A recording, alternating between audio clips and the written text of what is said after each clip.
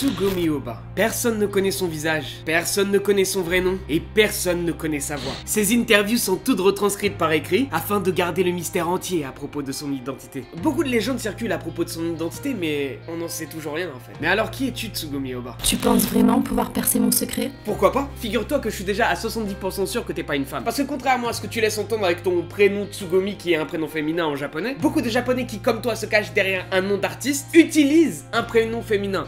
Mais ça veut pas dire pour autant que ce sont des femmes. Tu es très perspicace. Voyons voir si tu sauras percer le secret du Death Note et de mon identité. En fait, tout a commencé lorsque Tsugomi Ohba s'est essayé à faire des scénarios de manga. Et Death Note faisait partie de toutes ces histoires qu'il avait imaginées durant toutes ces années. Et un jour, en voyant des piles de scénarios s'entasser, il va se dire qu'il avait peut-être pondu la poule aux œufs d'or dans ce tas là de feuilles de scénarios qui sont en train de se chevaucher. Si ça se trouve, l'histoire de fou malade qu'il pourrait publier dans le Shonen Jump était juste là, sous ses yeux. Et du coup, c'est à ce moment-là où il se dit, allez, c'est parti, il faut que je me lance au bout d'un moment, je vais pas en faire non plus 50 000 scripts différents. Alors ouais, c'est décidé. Il proposera 2 de ses meilleurs scripts à la Shonen Jump. Alors, habituellement, pour plaire à un public d'ados, tu proposes des scénarios autour d'un manga de combat. C'est le truc le plus simple à faire. Mais malheureusement, Tsugomi Ohba, il avait pas ce genre d'idée en stock. Alors quand bien même le Shonen Jump Magazine portait essentiellement sur des mangas de combat, il s'est dit que peut-être ça serait pas si mal de proposer un autre genre de scénario. Après tout, les gens n'arrêtaient pas de lire des mangas de combat où ça se tape sur la gueule, etc. Et lui, il pouvait arriver avec une nouvelle idée, quelque chose de plus rafraîchissant. Et d'ailleurs, entre les 2 scénarios qu'il va proposer à la Shonen Jump, ça va être celui-ci qui va être choisi. Ce scénario où il parle de Shinigami, d'un carnet de la mort, quelque chose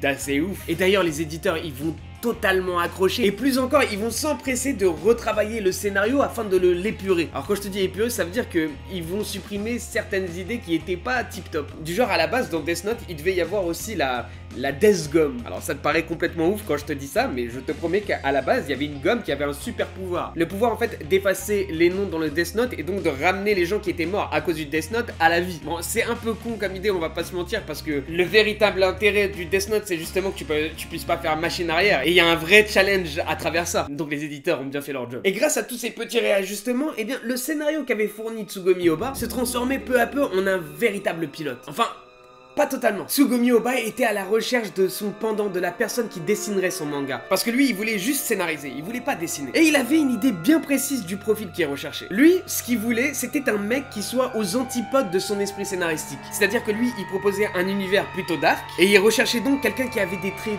très fins, très délicats. Et c'est alors qu'une révélation lui arriva en pleine figure. Il savait qui il voulait pour son manga.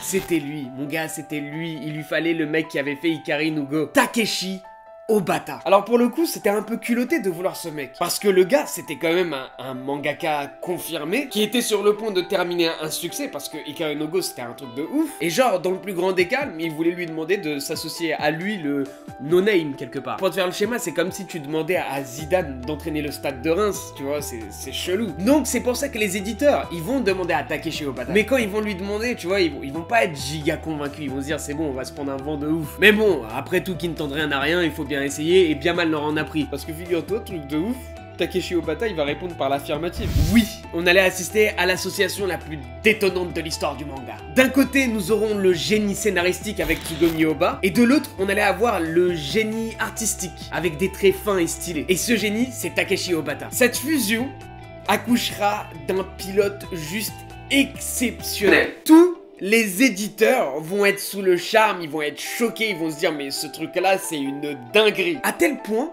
qu'ils vont souhaiter immédiatement le sérialiser. En y réfléchissant, la tournure des événements avait une allure de conte de fées. Ouais, un conte de fées qui portait le nom de Death Note. Le synopsis était complètement fou. Ces écrits si bien ficelés étaient dotés d'une perfection sans égale. Seule une inspiration mystique pouvait être à l'origine de sa création. À vrai dire, le concept m'est apparu comme ça. Puis j'ai pensé au Shinigami et comment il se servirait d'un notebook pour tuer les gens. Peu à peu, l'idée du Death Note tel qu'on connaît m'est apparue. Dès lors que le concept de base était établi, Il me semblait que c'était suffisant pour le proposer sous cette forme à un éditeur. Quel inspi, hein? T'es sûr de ça, Tsugomi Oba? Parce que moi, perso, ça me fait drôlement penser à un manga, tu vois. Ça me fait penser, alors excusez-moi de la prononciation, Fushigi no Teshu, qui signifie le cahier miraculeux et qui a été publié en 1973. Et c'est l'histoire d'un mec qui trouve un cahier magique et qui tue tous ceux dont le nom est écrit à l'intérieur. On pourrait même parler de ce one-shot God Gift for the Future, écrit par Oda, le papa de One Piece, dans lequel le héros dispose d'un notebook puissant permettant entre autres de tuer les gens. Coïncidence? À toi de me le dire en commentaire. La plupart des règles vont être créées dès le début du manga. Néanmoins, pour les besoins du scénario, certaines d'entre elles ont été imaginées en cours de route. Ce n'est pas une surprise que de dire que les règles sont centrales au développement de l'histoire de Death Note. Du coup, à chaque chapitre, je devais m'assurer que ce soit cohérent avec mes propres règles. C'était vraiment une galère. Mais c'était pas le plus grand challenge pour Tsugomi Oba. La vraie difficulté, c'était de tenir un rythme dynamique tout en ayant un scénario profond avec plein de plot twists. C'était une difficulté pour lui parce que la tentation de mettre plein d'informations, plein de textes était forcément énorme. Sauf que ça dessert le rythme de ton histoire. Alors quelles sont les solutions? Vous devez parsemer les chapitres de petites informations dans les dialogues pour que les gens puissent suivre l'histoire et ne soient pas dépassés par les événements. Pour cela, j'ai d'abord décidé à quel point l'histoire devait avancer à chaque chapitre, et j'écrivais ensuite un draft explosif qui emmenait le lecteur jusqu'à une conclusion pleine de suspense. Sauf que le seul problème en ayant cette technique d'écriture, c'est qu'il ne pouvait jamais avoir l'esprit tranquille. Il pouvait jamais avoir l'esprit tranquille parce qu'il avait trop de bonnes idées. En fait, je pense que je ne suis pas bon pour raconter une histoire. Car dès que j'ai une bonne idée ou un plot twist stylé, je n'arrive pas à résister à la tentation de tout utiliser d'un coup. Directement. Pour être honnête, quand je regarde la première partie de Death Note, je dois admettre que l'intrigue avance beaucoup trop vite.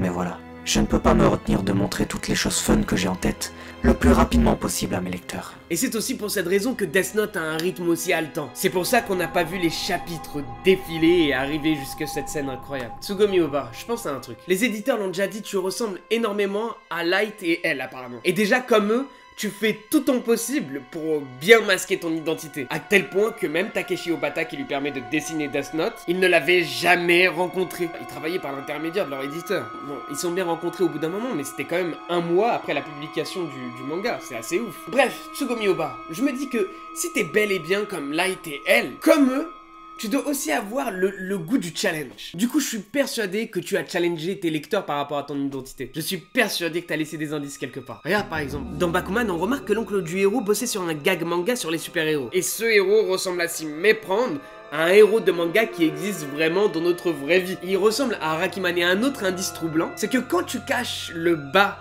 de Bakuman, devine ce que tu peux lire à la place de Bakuman. Tu lis Rakiman. Rakiman soit le nom en version originale du manga, Totemo Lucky-man. Du coup, je sais qui tu es. Tu es l'auteur de ce manga. Tu es Gamo Hiroshi.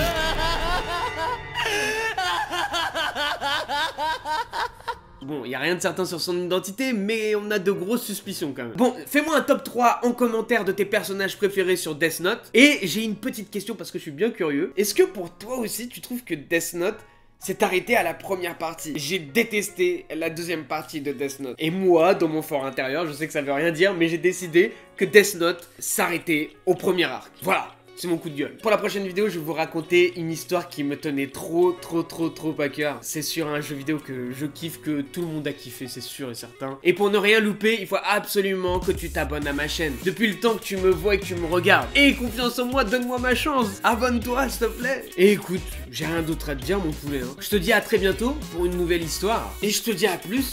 Tchuss, ma poule. Merci d'avoir regardé cette vidéo. Si tu veux me donner de la force, je t'invite à partager cet épisode de Historia. Et surtout, s'il te plaît, faire un tour sur mon YouTube. Bon allez, je vous fais des bisous, prenez soin de vous, à plus.